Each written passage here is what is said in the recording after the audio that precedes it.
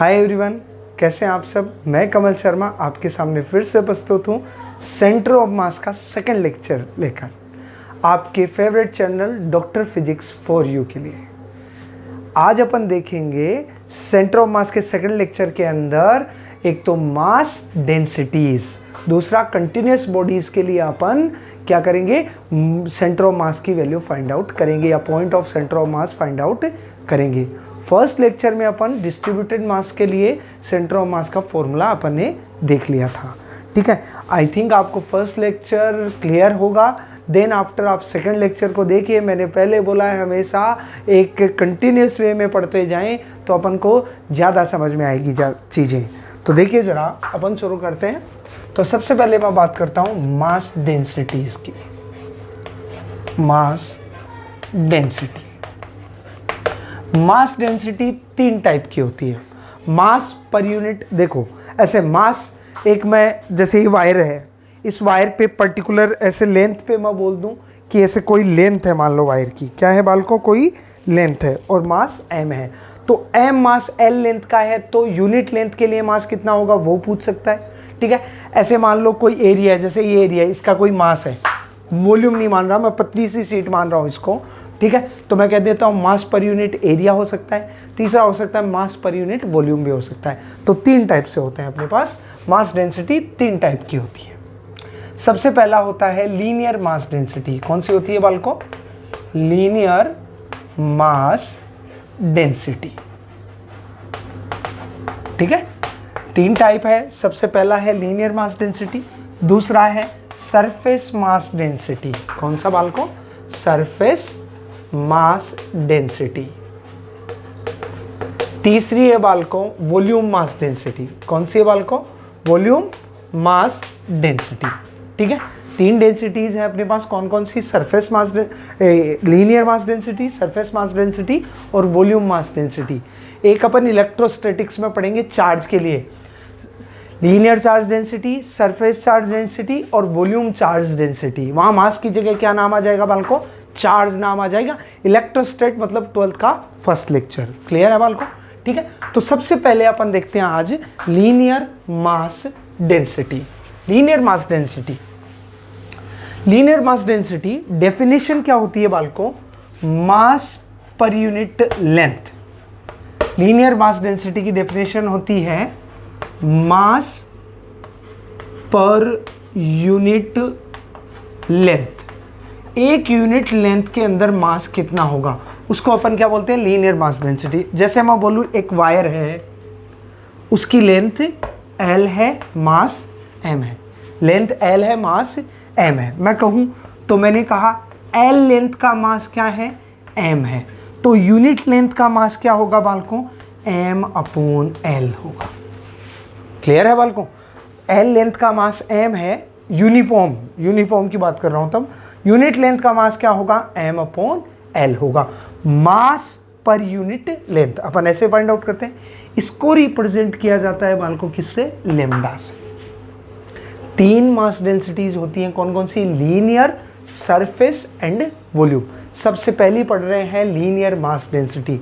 Linear mass density क्या होता है? मास पर यूनिट लेंथ। यूनिट लेंथ में मास, मैं कहूँ l लेंथ का मास है m, तो यूनिट लेंथ का, यूनिटरी मेथड है तो l का डिवाइड कर दूं, मास पर यूनिट लेंथ हो गया, लैम्डा से रिप्रेजेंट किया जाता है। यूनिट क्या होगी बालकों बताइए जरा? लैम्डा की यूनिट क्या होगी? तो मास है, मास है तो kg और लेंथ है तो मीटर, kg पर मीटर, ठीक है। मैं कहूँ डायमेंशन क्या होगी? डायमेंशन, तो डायमेंशन की बात करूं तो डायमेंशन कैसे देखते हैं बालकों अपन? डायमेंशन तो kg है, kg को किससे लिखा जाता है? m से, कैपिटल M से लिखा जाता है। और मीटर को किससे लिखा जाता है? l से। लेंथ है तो m की पावर 1, l की पावर -1, t की पावर 0। ये इसकी क्या होगी बालकों? डायमेंशन होगी। क्लियर है? अपन ऐसा कह सकते हैं। नेक्स्ट देखिए मास, ये था लीनियर मास डेंसिटी। दूसरा मैं कहूँ हर एक चीज को क्लियर करते हुए पढ़ेंगे अपन कंसेप्चुअली। एक बार पढ़ लिया मतलब समझ आ गया, देन आफ्टर अपन आगे बढ़ेंगे। क्लियर? दूसरा होता है सरफेस मास डेंसिटी या एरिया मास डेंसिटी। दूसरा क्या है बालकों? सरफेस सरफेस नहीं, सरफेस, ठीक है, surface mass density, surface mass density, ठीक है, या एरिया मास डेंसिटी। इसको रिप्रेजेंट किया जाता है किससे? सिग्मा से। किससे रिप्रेजेंट किया जाता है बाल को? सिग्मा से। उसको किससे रिप्रेजेंट कर दिया जाता है? लेम्डा से। इसको रिप्रेजेंट किया जाता है किससे? सिग्मा से। मैं कहूँ ये कोई एरिया है, कोई एरिया है, बस विड्थ नहीं मान रहा मैं, बस एक एरिया, जैसे एक प्लेट है पतली, बस इसका एरिया, इसका मास मैं कह दूं m है। मास कितना है? m। तो a सरफेस मास डेंसिटी की डेफिनेशन होती है मास, नाम से पता चल रहा है, मास पर यूनिट एरिया। मास पर unit area is known as, mass per unit area is known as surface mass density. Mass per unit area is known as surface mass density. अब देखो ए एरिया का मास कितना है? m है। ए एरिया का मास कितना है बालको? m है। मैं कह दूं यूनिट एरिया का मास कितना होगा? 1 एरिया का मास कितना होगा? तो m अपॉन ए। एरिया का मास m है तो यूनिट एरिया का मास कितना होगा? मैं कहूँ m अपॉन ए। तो इसको किससे रिप्रेजेंट कर दिया जाता है बालको? सिग्मा से। किससे रिप्रेजेंट किया जाता है बालको? सिग्मा से। सिग्मा की यूनिट क्या होगी बताना जरा? सिग्मा की यूनिट क्या होगी? तो यूनिट कह सकते हैं आप केजी पर मीटर स्क्वायर, केजी पर मीटर स्क्वायर। डायमेंशन की बात करूं तो केजी को किससे? m से। मीटर क्या है? लेंथ, लेंथ का स्क्वायर हो जाएगा। क्लियर है? इस तरीके से डायमेंशन अपने आप देखते रहना, ठीक है। मैं यूनिट के साथ साथ बात करते चलूंगा। एक बात ध्यान रखना, लेम्डा अपन ने बोला है m अपॉन l होता है। मैं कह सकता हूं जैसे पर यूनिट लेंथ का अपन को लीनियर मास डेंसिटी दे रखी है 2 kg पर मीटर, कहती 4 मीटर हो तो मास बताइए, तो मैं लेम्डा दे रखा है केजी पर मीटर। डायमेंशन यूनिट से समझ आ रहा है कि क्या दे रखा है? लेंथ ये लेम्डा दे रखा है। लेम्डा दे रखा है तो मास कितना हो जाएगा? यहाँ से कह सकता हूँ मास हो जाएगा लेम्डा इंटू एल हो जाएगा। मास क्या हो जाएगा? Lambda into L. जब एलिमेंट लेते हैं तो डीएम कहलाता है। एलिमेंट का मास क्या कहलाता है? एलिमेंट होता है एक छोटा सा टुकड़ा। अभी बात करूंगा मैं, जस्ट इसके बाद अपन एलिमेंट की बात करेंगे। तो ये ध्यान रखो, अभी m की जगह dm यूज हुआ तो यहाँ लेम्डा dl हो जाता है। क्या हो जाता है? लेम्डा dl हो जाता है। वैसे ही यहाँ अगर सिग्मा है मेरे पास, टोटल मास निकालना हो तो m बराबर क्या हो जाएगा? सिग्मा इंटू ए होगा या नहीं होगा?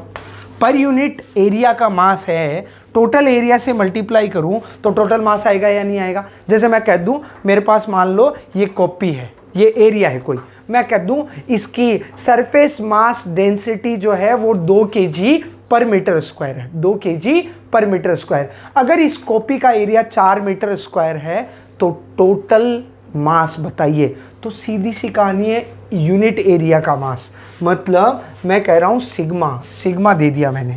क्या दे दिया बाल को? सिग्मा कितना दिया? 2 kg, ऐसे कह दूं 2 kg पर मीटर स्क्वायर है, सिग्मा दे दिया। तो बताइए 4 मीटर स्क्वायर का ये एरिया है तो इसका मास बताइए। तो यूनिट एरिया का 2 kg है, 4 मीटर स्क्वायर है तो 4 से क्या हो जाएगा? मल्टीप्लाई। तो अपन कहेंगे m बराबर सिग्मा इंटू ए। सिग्मा इंटू ए, 2 इंटू 4 कितना आ जाएगा बाल को? 8 kg आ जाएगा। क्लियर है बाल को? 8 kg आ जाएगा। अब देखो इससे आगे बात करते हैं। तो 2 के लिए अपन ने बात क्लियर कर ली है कि सिग्मा क्या होता है और लेम्डा क्या होता है। देखिए जरा इससे आगे की कहानी। तीसरा अगर मैं कहूँ तीसरा वॉल्यूम मास डेंसिटी। क्या बाल को? Volume mass density. Volume mass density को रिप्रेजेंट किया जाता है बाल को रो से। इसको बोला जाता है रो, ठीक है। एक था लेम्डा, दूसरा था सिग्मा, और इसको किससे रिप्रेजेंट किया? क्या नाम लिया जाता है इसका? रो, ठीक है। तो वॉल्यूम मास डेंसिटी बताइए जरा, डेफिनेशन अपने आप बता सकते हैं अब आप? मास पर यूनिट वॉल्यूम, मास पर unit volume is known as volume mass density. Clear है बालकों? ठीक है, डेफिनेशन लिख लेना अपने आप से ये बातें। मास पर unit volume is known as volume mass density. Mass पर यूनिट वॉल्यूम को कैसे कहूँ मैं, रिप्रेजेंट कैसे करूँगा? अब देखो, मैं कह दूँ ये कोई वॉल्यूम है, मान लो कोई वॉल्यूम ऐसे है, वॉल्यूम V है, मास M है, ठीक है, यूनिफॉर्मली डिस्ट्रीब्यूटेड है, मतलब सब जगह सेम तरीके से भरा हुआ है, सब जगह सेम तरीके से भरा हुआ है, तो मैं कहूँगा M। अगर मैं कहूँ V वॉल्यूम है अपने पास, तो V वॉल्यूम का मास कितना है? M है। V वॉल्यूम का मास कितना है? V वॉल्यूम का मास कितना है बालकों? M है। मैं कहूँ यूनिट वॉल्यूम का मास कितना होगा, तो M/V होगा। V वॉल्यूम का मास M है, तो यूनिट वॉल्यूम का मास कितना होगा? M/V। तो M/V किसके बराबर होगा? रो। कोई पूछे यहाँ से M बराबर क्या हो जाएगा? Rho into V। क्लियर है? सेम M बराबर वहाँ क्या था? M बराबर लेमडा इंटू L। दूसरे में M बराबर क्या था? Sigma into A। और तीसरे में M बराबर क्या है? रो इंटू वॉल्यूम है अपने पास। क्या है? Rho into volume. क्लियर है? ठीक है, नीचे दिखाई नहीं दे रहा हो तो मैं यहाँ लिख देता हूँ। पहले में M बराबर था लेमडा इंटू L, दूसरे में M बराबर क्या? सिग्मा इंटू A, और तीसरे में M बराबर क्या? मैं कहूँ रो इंटू V। अगर एलिमेंट लेना हो मतलब छोटा पार्ट, इनका छोटा पार्ट लेना हो तो DM, D लगा दिया, डिफरेंशिएशन कर दिया। डिफरेंशिएशन का मतलब होता है छोटा पार्ट, बस ये याद रखना आपको, बस इतना ही काम आएगा। DM तो लेमडा DL हो जाएगा, यहाँ DM लिया तो सिग्मा इंटू DA हो जाएगा, और DM लिया वॉल्यूम वाले का तो रो इंटू DV हो जाएगा। ये काम आएंगे अपने बाद में, मैं बता दूंगा। क्लियर है बाल को यहाँ तक आपको? ठीक है, अब इससे आगे की कहानी कहता हूँ, बस इतना ध्यान रखना अभी के लिए। अब बात करता हूँ मैं एलिमेंट्स की। अब बात करता हूँ मैं किसकी? एलिमेंट्स की। हाँ, इसकी यूनिट क्या होगी अपने आप से कर सकते हो, मास पर यूनिट वॉल्यूम kg, वॉल्यूम है नीचे तो मीटर क्यूब, तो kg पर मीटर क्यूब हो जाएगा। क्लियर है बालकों? देखिए जरा इससे आगे की कहानी। तीसरा कहूँ मैं, अब अगली बात मैं कहूँ एलिमेंट क्या होता है बालकों? कोई बता सकता है एलिमेंट क्या हो सकता है? मन ही मन सोचें, व्हाट इज एलिमेंट? तो मैं कह दूं किसी स्ट्रक्चर का एक ऐसा पार्ट जिसको मैं रिपीट करूं तो वापस वो ओरिजिनल स्ट्रक्चर बन जाए। The small part of a structure by repeat itself, the original whole structure is created. Clear है? Element क्या होता है? It is a small part of structure. If it is repeated, then the original structure is created. That is called as element. Element भी तीन तरीके का हो सकता है। क्यों? बॉडी तीन तरीके की हो सकती है। कौन सी? 1 डायमेंशनल, दूसरी 2 डायमेंशनल, तीसरी 3 डायमेंशनल। क्लियर है? 1 डायमेंशनल जैसे एक रोड हो या मैं कहूँ वायर हो, ये कैसी बॉडी है? 1 डायमेंशनल बॉडी है। मैं कहूँ एक सरफेस है, एरिया है, कितनी डायमेंशनल बॉडी है? 2 डायमेंशनल। एक स्फीयर है या मैं कह दूँ एक क्यूब है, ठीक है, तो ये कैसी बॉडी है? 3 डायमेंशनल बॉडी है। तो अपन बात करते हैं सबसे पहले 1 डायमेंशनल बॉडी की। तो एलिमेंट 4 1 डायमेंशन जो अपने काम आने वाले हैं, अपन केवल उनकी बात करेंगे बालकों।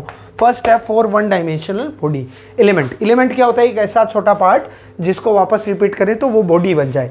1 डायमेंशनल बॉडी जैसे वायर या रोड की विड्थ भी लगभग नेग्लिजिबल मानी जाती है, ठीक है, वायर है, रोड है। इसका 1 डायमेंशनल बॉडी का एक लेंथ, स्मॉल लेंथ लिया जाता है। Element is small length. इसका एलिमेंट क्या होगा? एक स्मॉल लेंथ होगा, याद रखना है। 1D बॉडी का एलिमेंट क्या होगा? Small length. ये छोटा सा टुकड़ा इसका एलिमेंट हो जाएगा। छोटा सा टुकड़ा क्या हो जाएगा? एलिमेंट। इसकी विड्थ, जैसे इसकी टोटल लेंथ L है, मास M है पूरे का, तो मैं कहूँ इसकी विड्थ को माना जाएगा dx। तो ये dx होगा, इसके मास को माना जाएगा dm। ये काम आएंगे, चार्ज में भी काम आएंगे, तो इसलिए मैं थोड़ी सी थ्योरी यहाँ पर पढ़ा रहा हूँ ताकि आसानी से सारी बातें आपको 12th वाली भी समझ आ जाए, ठीक है। स्टार्टिंग की बातें हैं।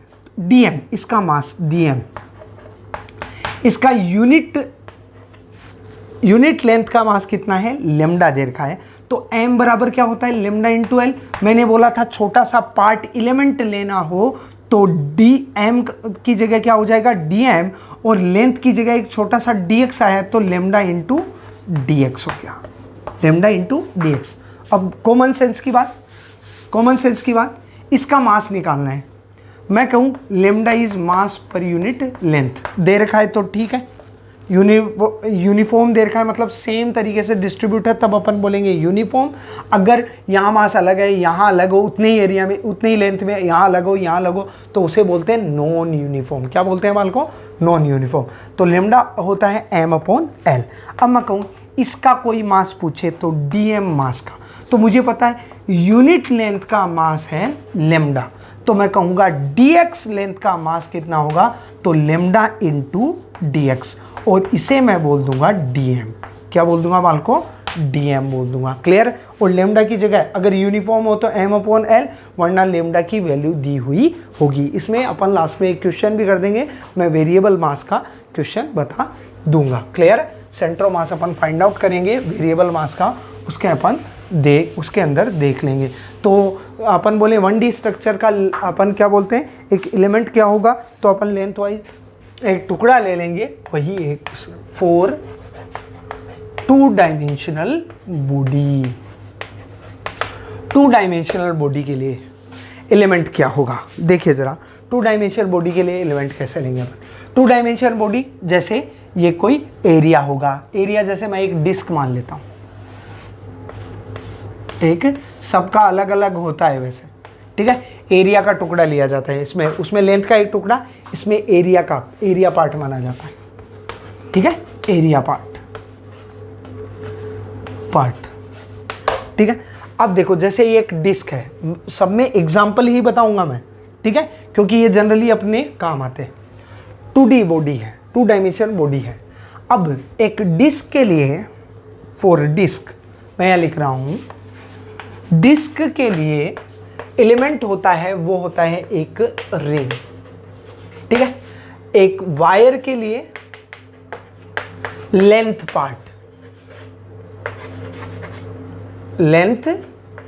पार्ट होता है, ठीक है। लेंथ वाइज एक स्मॉल लेंथ पार्ट होता है। तीसरा आएगा वॉल्यूम, उसके लिए स्फीयर के लिए, सॉलिड स्फीयर के लिए। तीसरा आएगा सॉलिड स्फीयर के लिए, उसके लिए माना जाता है होलो स्फीयर या spherical shell.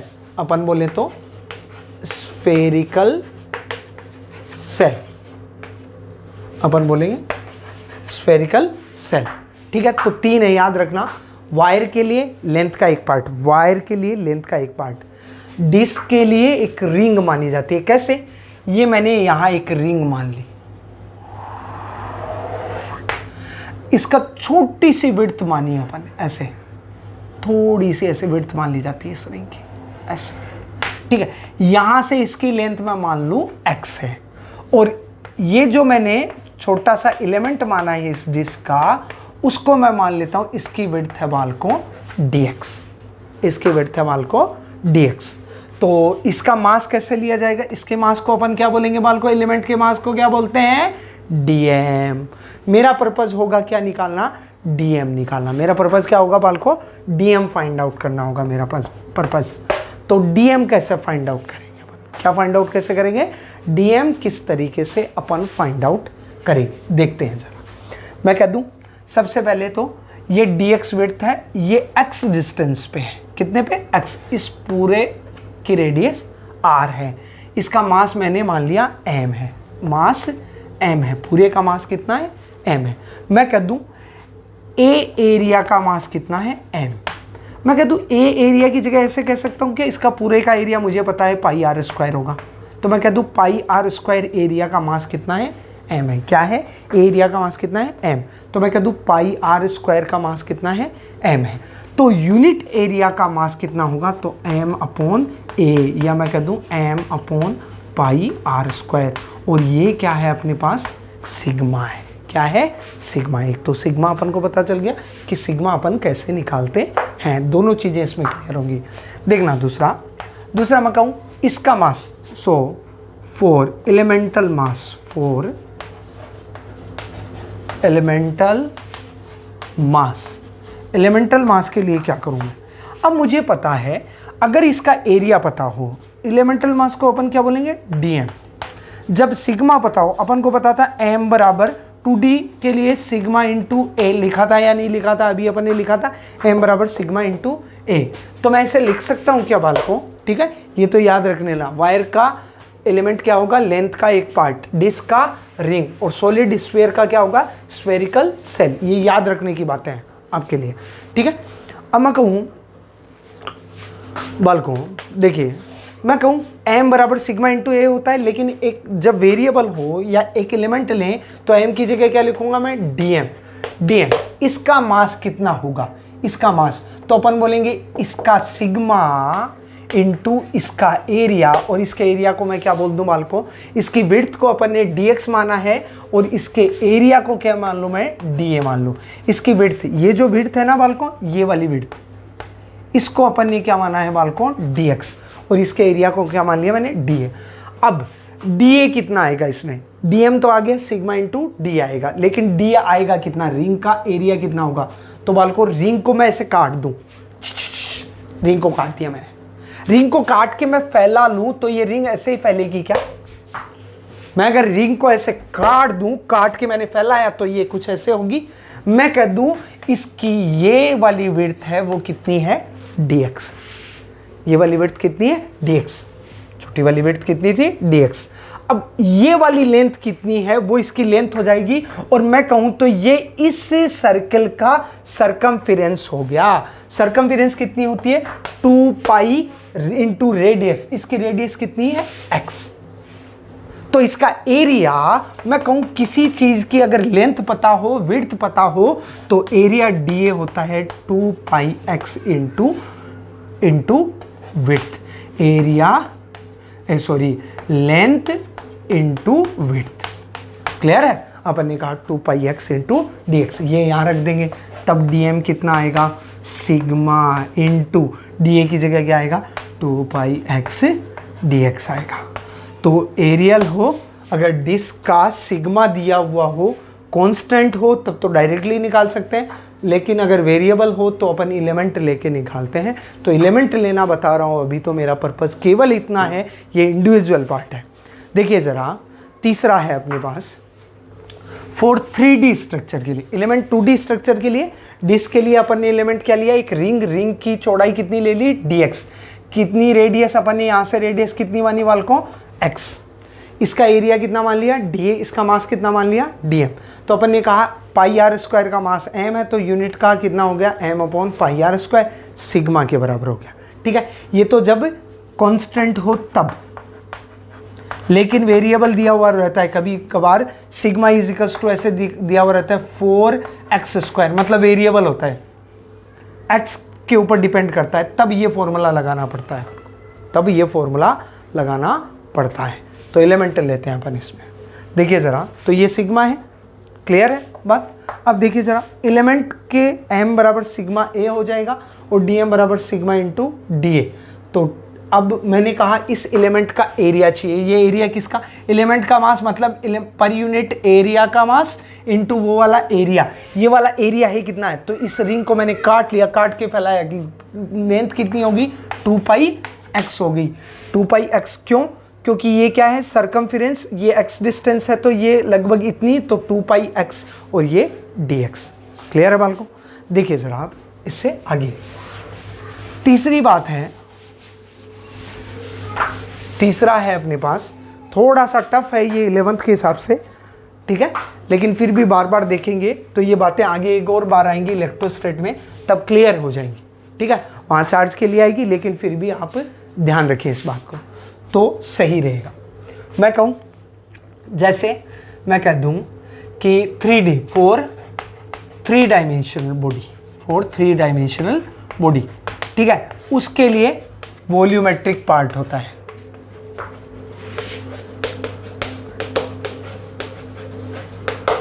Three D structure के लिए एलिमेंट कैसा होता है?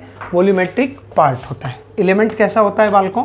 एलिमेंट अपन क्या लेते हैं? वॉल्यूमेट्रिक पार्ट लेते हैं।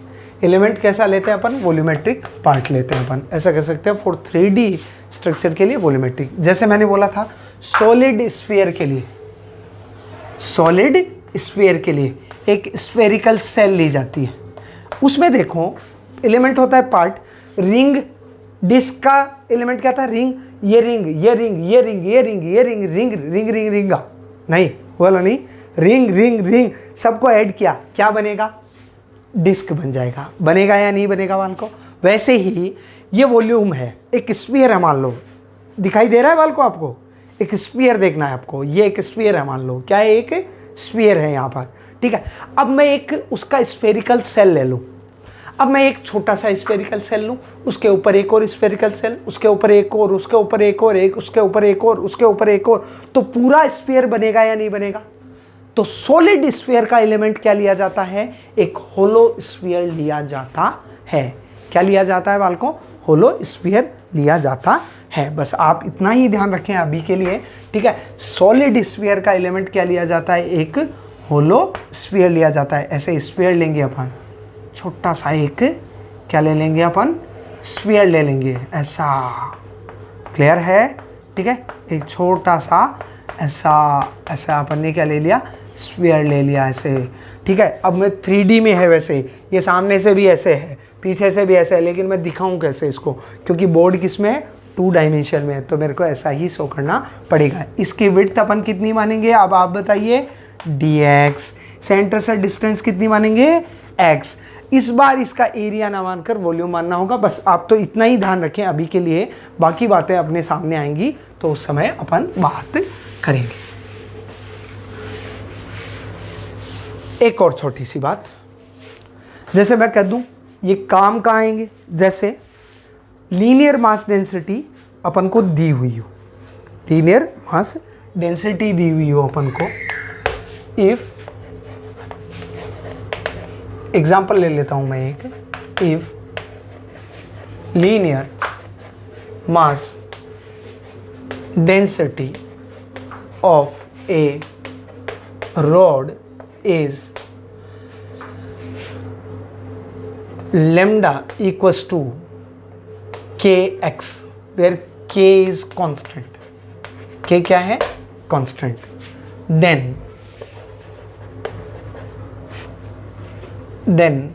find out, या मैं कह दूं 4x कह देता हूं मैं, यहाँ k ही रहने दो अभी तो, क्योंकि k आपके बहुत ज़्यादा काम आएगा इसलिए, वरना कोई वैल्यू ले लेता तो 11th वाले बच्चों को कोई कन्फ्यूजन ना होता, लेकिन फिर भी कोई नहीं। Then find out total mass of 2 metre length या L metre length, L length, x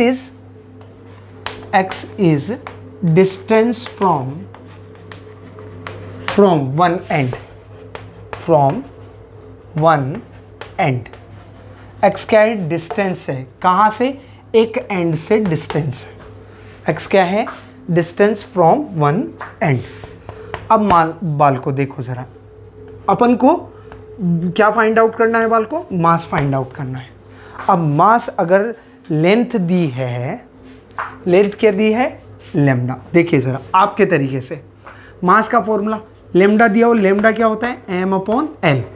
ये गलत है वैसे तरीका, लेकिन मैं बता रहा हूँ अभी कि गलती कहाँ करते हैं हम। लेमडा होता है मास पर यूनिट लेंथ, लेमडा क्या होता है, मास पर यूनिट लेंथ। अब अपन जानते हैं m बराबर क्या होता है, लेमडा इंटू एल, क्लियर है, m बराबर क्या होगा, लेमडा इंटू एल।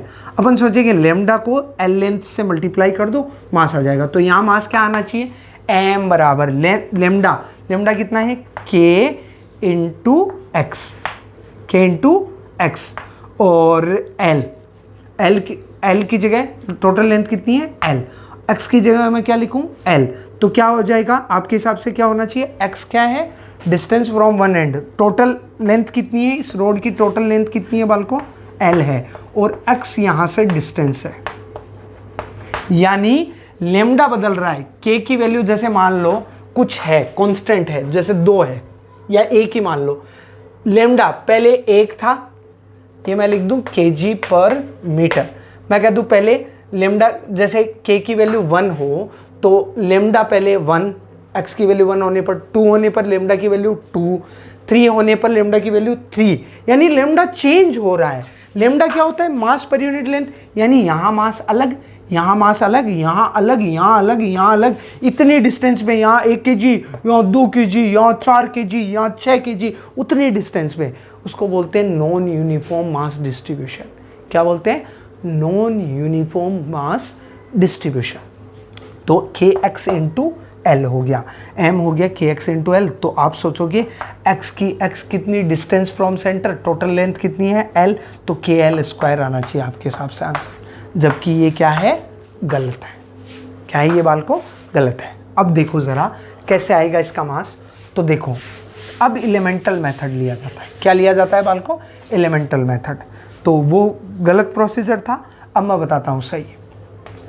यहाँ से लेंथ देखो, x पे मैं एक छोटा सा एलिमेंट ले लूँगा और उसको क्या मानूंगा मैं? dx, जिसका मास अपन क्या मानेंगे? dm। तो एलिमेंटल मेथड लिया जाता है। जब वेरिएबल हो तब क्या लिया जाता है? एलिमेंट। याद रखना मेरी बात, जब वेरिएबल हो तो क्या लिया जाता है बालको? एलिमेंट। तो मास ऑफ एलिमेंट dm बराबर क्या होगा? Lambda into dx। बोला था थोड़ी देर पहले, dm क्या होगा? Lambda into dx। dm बराबर क्या हो जाएगा? Lambda into dx। dm बराबर लेमडा इंटू dx। अब देखो dm मास, dm बराबर लेमडा। लेमडा कितना है बालको? बताना जरा। kx। लेमडा कितना है? kx। ये मैंने लिखा kx इंटू dx। अब मुझे टोटल dm से मास लाना है तो मुझे क्या करना पड़ेगा बालको? इंटीग्रेशन करना पड़ेगा। अब x कहाँ से कहाँ तक वेरी हो रहा है? तो बालको 0 से कहाँ तक वेरी हो रहा है x? मैं कहूँ L तक वेरी हो रहा है। कहाँ तक वेरी हो रहा है? L तक वेरी हो रहा है। बताइए ज़रा dm का इंटीग्रेशन। dm का इंटीग्रेशन कितना होगा? m हो जाएगा। तो टोटल मास m बराबर क्या आएगा? तो k तो कांस्टेंट है, बाहर आ जाएगा। तो k तो बाहर, अंदर क्या रहेगा? x dx 0 से L तक। इंटीग्रेशन क्या होता है बताना ज़रा x का? तो x स्क्वायर बाई 2। लिमिट कहाँ से कहाँ तक? 0 से L तक। क्या आ जाएगा बालको? k, यहाँ x की जगह क्या लिखूँ मैं? L square by 2 minus 0। तो क्या आया? मास क्या आया? kl square by 2। मास कितना आया है बालको? kl स्क्वायर बाई 2 आया है। मास कितना आया बालको? kl square divide by 2।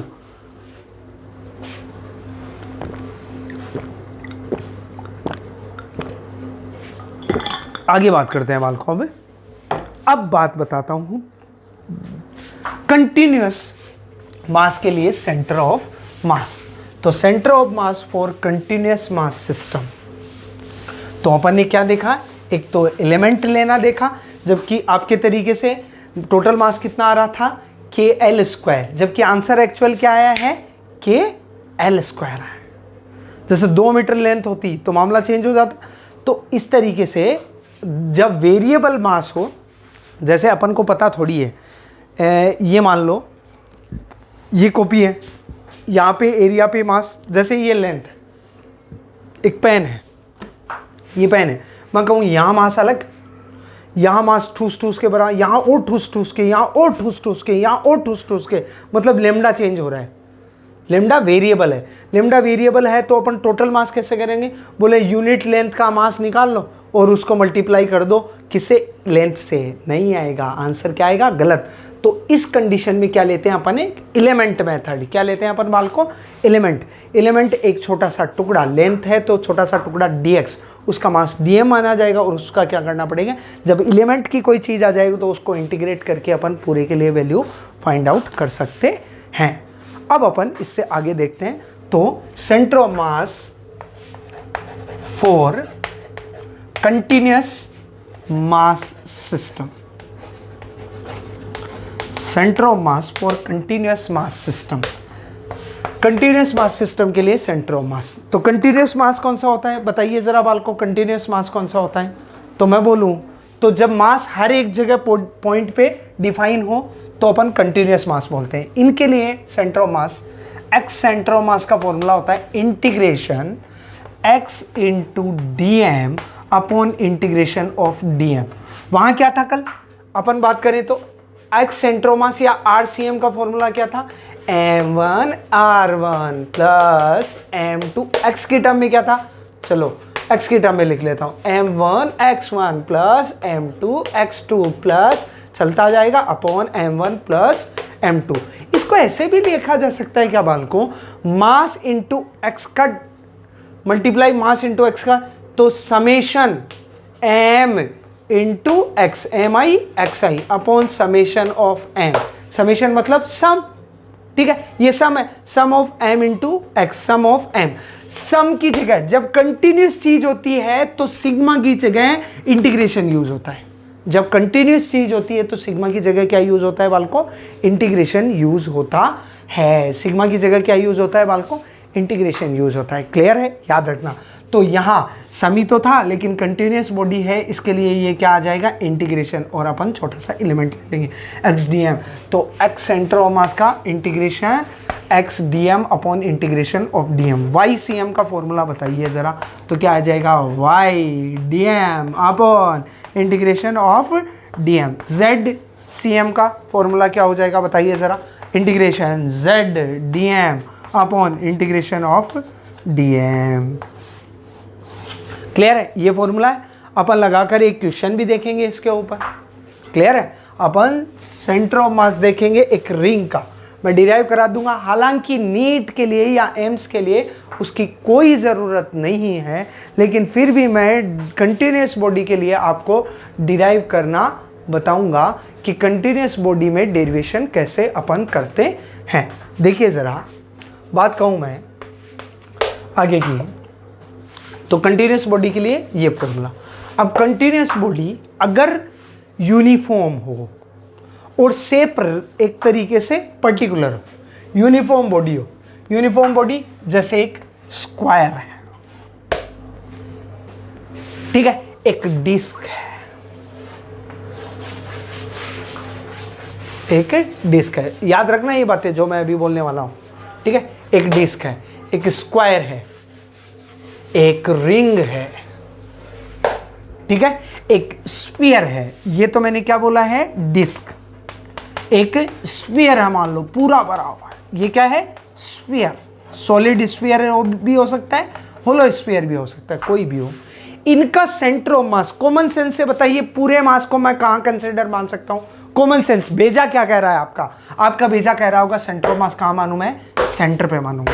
जैसे ये स्फीयर हो तो उसका सेंटर यहां कहीं, ये स्फीयर है तो उसका सेंटर, ये सेंटर ऑफ मास हो गया। एक रोड है, लेंथ यूनिफॉर्म होना चाहिए। कैसा होना चाहिए, इसमें मास डिस्ट्रीब्यूशन कैसा होना चाहिए, यूनिफॉर्म मास डिस्ट्रीब्यूशन हो। तब यूनिफॉर्म मास डिस्ट्रीब्यूशन हो तो ये जो बॉडीज होती हैं इन पे सेंटर ऑफ मास कहाँ आता है, सेंटर पे आता है। जैसे मैं कह दूं एक रोड है तो सेंटर ऑफ मास कहाँ माना जाएगा, सेम यूनिफॉर्म रोड है तो यहाँ भी उतना ही मास, यहाँ भी। तो मैं कहूँ बीच में अगर अंगुली लगा लूँ तो कृष्ण भगवान की तरह ऐसे उठा लूंगा मैं उसको, हाँ या ना। तो ये ऐसे, ये सेंटर ऑफ मास कहाँ पर आएगा, सेंटर पे। कोई पूछे यहाँ से सेंटर ऑफ मास की डिस्टेंस, अपन बोलेंगे L/2 if the length is L। अगर लेंथ है तो अपन क्या बोलेंगे बालकों, L/2 बोलेंगे। अपन यहाँ से सेंटर, यहीं से सेंटर देखना हो तो बोलेगा यहीं पे है, बोले 0 0 पे ही है। यहाँ से सेंटर देखना हो तो अपन बोलेंगे 0 0 पे ही है। तो अभी मैं कुछ फॉर्मूले लिखने वाला हूँ और वो फॉर्मूले आपको याद होने चाहिए। क्लियर है, कंटिन्यूस बॉडी के लिए सेंटर ऑफ मास के ये फॉर्मूलाज हैं, ठीक है। एक दो जगह अपन देख लेंगे कैसे आएगा, एक रोड के लिए रख के बता लेंगे। एक रोड के लिए मैं डिराइव करके बता देता हूं कि सेंटर ऑफ मास कैसे आएगा। देखिए ज़रा, एक रोड के लिए पहले अपन सेंटर ऑफ मास निकालते हैं। एक रोड के लिए अपन सेंटर ऑफ मास निकालते हैं। देखिए रोड है, डेरिवेशन कर रहे हैं अपन, ये रोड है, सेंटर ऑफ मास, ये लेंथ L है और इसका मास M है। यूनिफॉर्मली डिस्ट्रीब्यूटेड, यूनिफॉर्म मतलब सेम डिस्टेंस में सेम मास, सेम डिस्टेंस में सेम मास, सेम डिस्टेंस में सेम मास, उसको अपन क्या बोल रहे हैं, यूनिफॉर्म। मास M है। अब यहां से मुझे सेंटर ऑफ मास निकालना है, यहां से, इसको मैं ओरिजिन वाला पॉइंट बोल सकता हूं, ठीक है। पहली बात तो कॉमन सेंस की बात, ये एक मैंने लिया, ये रोड है, ये वाई एक्सिस है और इसी पे एक्स एक्सिस ले लिया। बताओ सेंटर ऑफ मास का वाई पोजीशन क्या होगी, सेंटर ऑफ मास का वाई पोजीशन क्या होगी।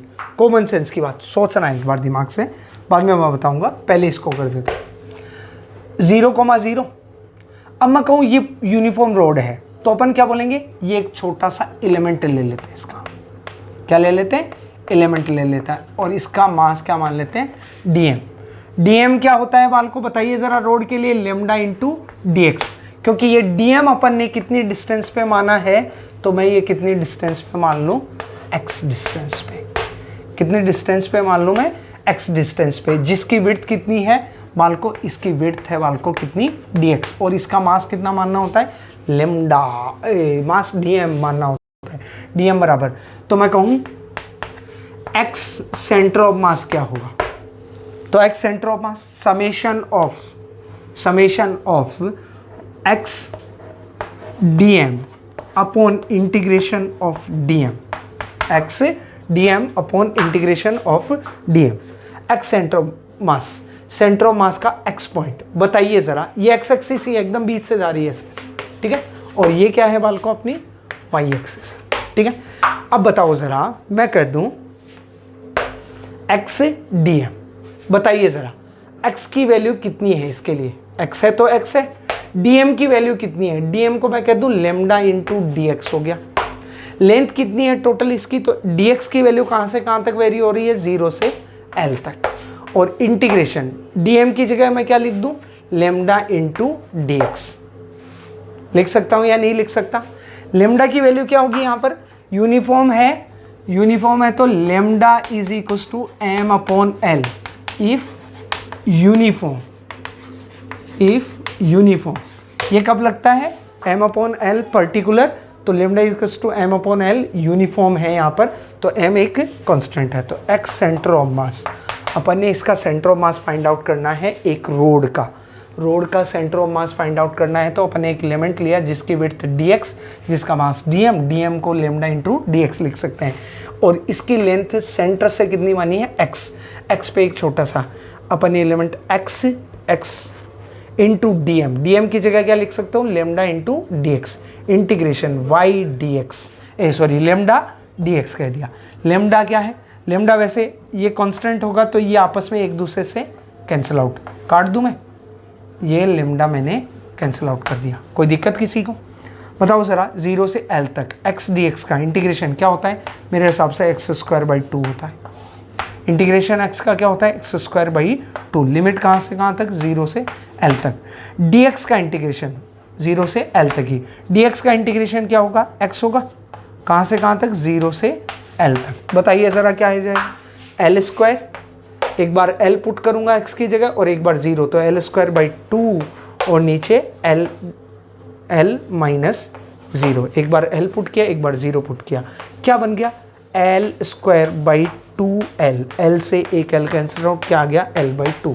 मैंने बोला भी था सेंटर ऑफ मास कहाँ आता है, एक रोड के लिए यूनिफॉर्म रोड हो तो कहाँ पर आएगा, सेंटर पे आएगा, कहाँ पर आएगा, सेंटर पे। नॉन यूनिफॉर्म होता तो लेमडा की वैल्यू x की टर्म में होती है। क्वेश्चन करेंगे lambda is lambda naught x, बाद में करेंगे अपन, lambda is lambda naught x, यहाँ लेमडा नॉट x लिखेंगे, एक x पहले से है तो यहाँ क्या हो जाएगा, x² dx, इंटीग्रेशन करके बताएंगे, तब अपना सेंटर ऑफ मास l/2 की बजाय और कहीं आएगा। क्लियर है, अपन देखेंगे उसको, पहले अपन आगे बात करते हैं। क्लियर है, तो ये सेंटर ऑफ मास रोड के लिए कहाँ आएगा, l/2 पे। ये अपन ने कंटिन्यूस वाले से, YCM क्या होगा, हाँ एक बात और, YCM क्या होगा, रोड यही है भैया, YCM कैसे लिखूंगा, YCM बताओ जरा, जितना ऊपर है y एक्सिस के उतना नीचे, वैसे रोड की तो विड्थ मानी ही नहीं जाती। क्लियर है, मैं कह दूं ये चौक है, ये x एक्सिस है, इस चौक का सेंटर ऑफ मास y का कोऑर्डिनेट क्या होगा, ये x एक्सिस है, तो y की वैल्यू, सेंटर ऑफ मास तो तुम्हें पता ही यहां होगा। अब ना तो y ऊपर जाए तो पॉजिटिव होता है, नीचे जाए तो नेगेटिव। अब सेंटर ऑफ मास यही होना है तो y की वैल्यू वहां क्या है, 0। कॉमन सेंस की बात, यहाँ वाई सेंट्रोमास यहाँ कहीं यहाँ आ सकता है, यहाँ आ सकता है, यहाँ आ सकता है, यहाँ आ सकता है, लेकिन वाई एक्सिस में इसकी कोई वैल्यू नहीं होगी। मतलब वाई सेंट्रोमास क्या आएगा बालकों? 0 आएगा। वाई सेंट्रोमास बालकों क्या आएगा? 0 आएगा। क्लियर है? क्लियर है या नहीं है सभी को? ठीक है, अपन ऐसा कह सकते हैं, कोई बॉडी है, जैसे मैं कह दूं ऐसे बॉडी हो, ये एक्स एक्सिस हो, ये बॉडी है, सॉरी ये वाई एक्सिस है मान लो, और बॉडी इस बार ऐसे है। ठीक है, ये अपना है, मैं कह दूं ये एक्स एक्सिस है, ऐसे कर दूं ये एक्स एक्सिस है। ठीक है, बताओ जरा इसका सेंटर ऑफ मास, चौक का सेंटर ऑफ मास कहाँ होगा? तो अपन बोलेंगे यहाँ होगा। ठीक है, यहाँ डेफिनेटली यहाँ होगा। ये एक्स एक्सिस, ये वाई एक्सिस। ठीक है, ये एक्स एक्सिस, ये वाई एक्सिस है। बताओ चौक का सेंटर ऑफ मास अपन बोलेंगे L/2 पे होगा। तो लेकिन ये कौन सा पॉइंट है? इसका वाई पॉइंट है। वाई सेंटर ऑफ मास क्या आएगा? L/2 पे। एक्स कोऑर्डिनेट क्या आएगा? उसका 0 आएगा, क्योंकि कहाँ पर है? ओरिजिन पे ही है। क्लियर है? तो मैं क्या, जैसे किसी का सेंटर ऑफ मास यहाँ आए, ये एक रोड हो गई, इसका सेंटर ऑफ मास यहाँ आएगा, इसके कोऑर्डिनेट में लिख सकता हूँ, लेंथ अगर L है तो कोऑर्डिनेट इसका सेंटर ऑफ मास का L/2। क्या लिखूंगा? L/2 लिखूंगा। दिखाई नहीं दे रहा हो तो मैं यहाँ लिख देता हूँ। ठीक है, ये बात तो आप समझ गए। YCM इसका क्या आएगा? 0। जैसे ये रोड हो, अब सेंटर ऑफ मास यहाँ आया, ये लेंथ टोटल L है, तो मैं कहूँगा इसके कोऑर्डिनेट यहाँ का क्या हो गया? लेंथ L/2 होगी ये वाली, और y कोऑर्डिनेट क्या हो गया इसका? 0। वैसे ही ये एक रोड हो तो इसका y को अपन, मैं बोलूँ सेंटर ऑफ मास यहाँ, तो इसके y कोऑर्डिनेट हो गया L/2, और x कोऑर्डिनेट क्या हो गया? 0, क्योंकि ये यहीं पर है। x में कोई वेरिएशन ना इधर है ना इधर है, मतलब ये कोई एक स्क्वायर है, प्लेट है, मान लो स्क्वायर प्लेट, सिमिलर है दोनों तरफ से। मतलब समझ रहे हो ना बालकों? अपने हैंडराइटिंग में, डायग्राम में थोड़ा सा विचलन पैदा हो जाता है, मतलब एरर आता है। ठीक है, समझने की कोशिश। ये सिमिलर है, जितना इधर इतना इधर। सेंटर ऑफ मास कहाँ आएगा? अपन बोलेंगे यहाँ आएगा, सेंटर पे आएगा कि नहीं आएगा? क्लियर है? ठीक है, अपन ऐसा कह सकते हैं। अब मैं कुछ फॉर्मूले लिख रहा हूँ, वो आपको ध्यान रखने हैं। मैं कुछ फॉर्मूले लिख रहा हूँ, वो आपको ध्यान रखने हैं बालकों। ठीक है, मैंने एलिमेंट लेना भी बताया इसके अंदर। क्लियर है बालकों? ठीक है, मैंने केवल आसान तरीके से केवल फॉर्मूले डायरेक्टली नहीं बताए, मैंने एलिमेंट, ताकि जो बच्चे समझना चाहते हैं इन बातों को, वो ट्रूली इसको अगर देखेंगे लेक्चर को, तो उनको आसानी से समझ आएंगी सारी बात। ठीक है, कुछ फॉर्मूले लिख रहा हूँ, इंपॉर्टेंट फॉर्मूलाज हैं इसके लिए। ठीक है, इनको आपको याद रखना है। इंपॉर्टेंट फॉर्मूलाज है अपने लिए, उनको आपको याद रखना है। सबसे पहले मैं एक हाफ रिंग के लिए लेता हूँ। किसके लिए बालकों?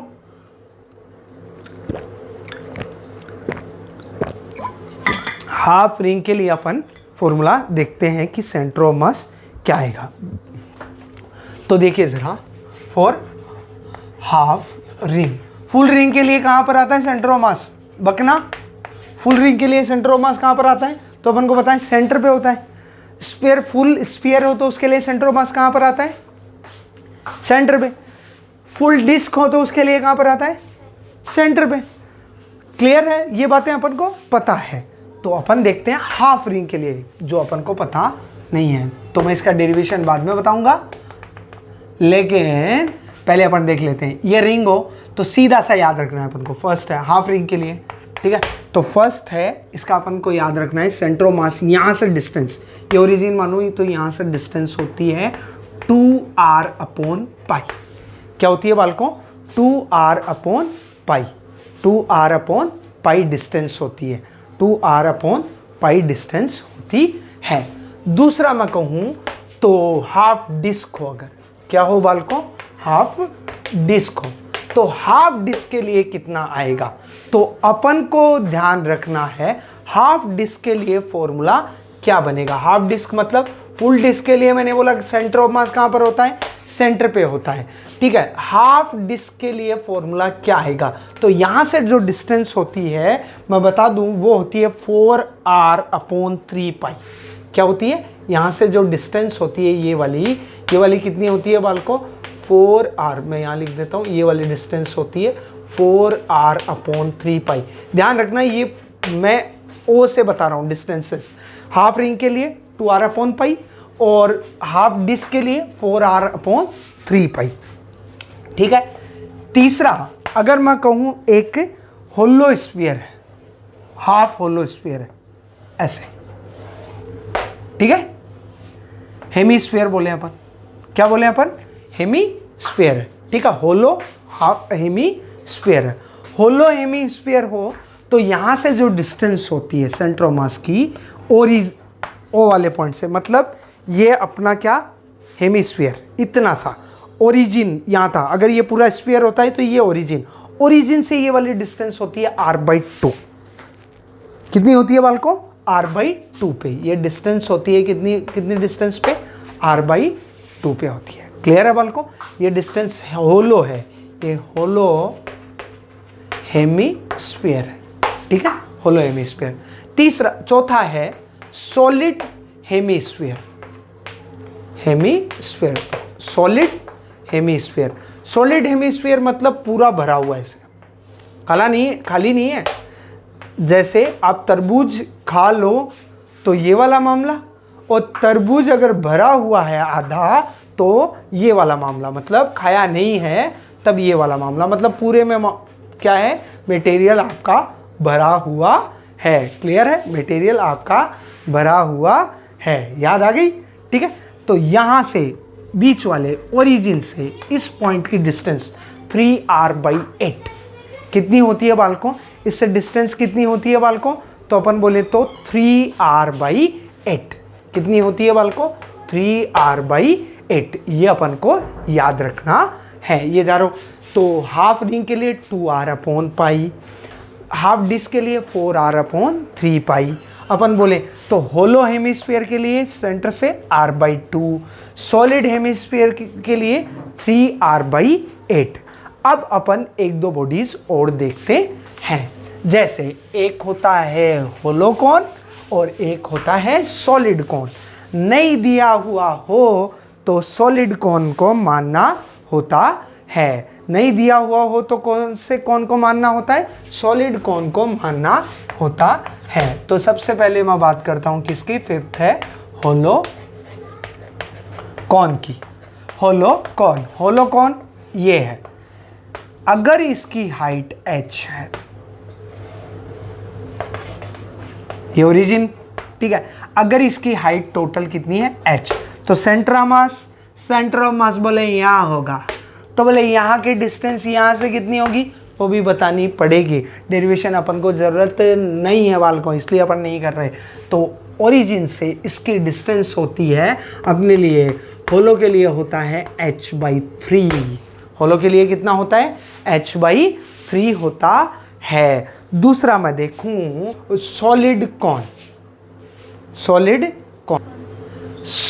कॉन के लिए अपन बोले तो सॉलिड कॉन में क्या होता है बालकों, सॉलिड कॉन में ये पूरा मटेरियल भरा हुआ रहेगा, कौन तो खाए ही होगा बालकों, क्लियर है, ठीक है, भरा हुआ, और एक कौन सा खाली, कौन सा खाना है, भरा हुआ, ठीक है।